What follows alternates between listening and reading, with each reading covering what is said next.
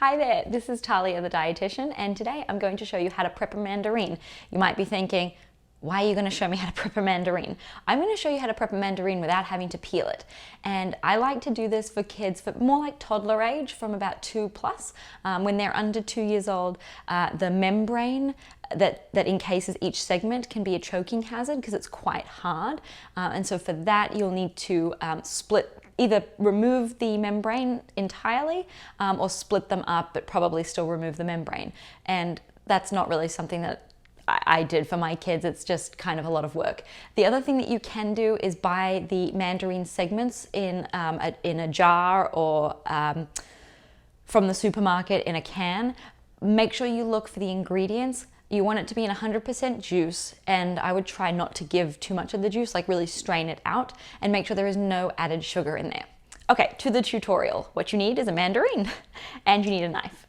And I like to do mine on a chopping board. So you're going to locate I call this the belly button with my daughter. So the belly buttons you're going to cut through the middle. So I'm going to cut that just like this in half. Okay, so now you have 2 halves. And what you're going to do is you're going to take one of them and just gently pop it through like that. And you have all these beautiful segments there, and you just literally peel them right off.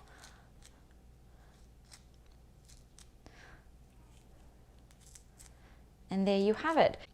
So you can see here I've split one of these segments in half, and you can see that that's what, like, if the outside here is the membrane, and that can be a choking hazard for babies. So you either need to remove the membrane entirely, or if you break them up or cut them up so that the membrane is not fully encasing it, you can give them that way. But this method here, where the segments are still whole but just sliced in the way that I showed you, is fine for kids over 2, depending on chewing ability. You know your child, if they have molars and they can chew things, then this would be all right around 2.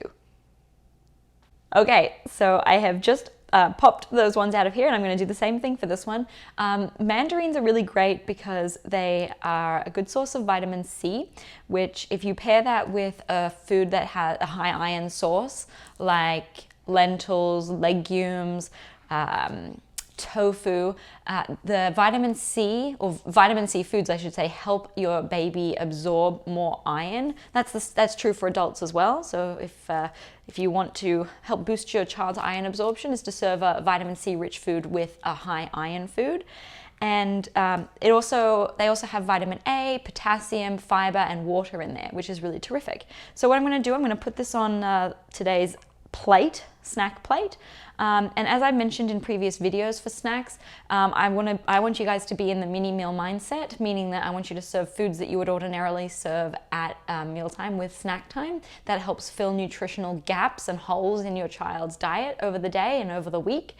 So with this I've got 1 food group on there. I like to see a minimum of 2, but preferably 3. So I might throw a vegetable on there, or some cheese and crackers, some yogurt. You can mix in some yogurt and throw some hemp seeds on there as well. So that is my tutorial for today. And if you found that helpful or you learned something new, I would love if you would subscribe to my channel. Make sure you turn your notifications on so you never miss a future video. I'm going to be doing more tutorials just like this one, and go check out some of my other videos. I have Q&As where I answer parents' questions, your audience questions.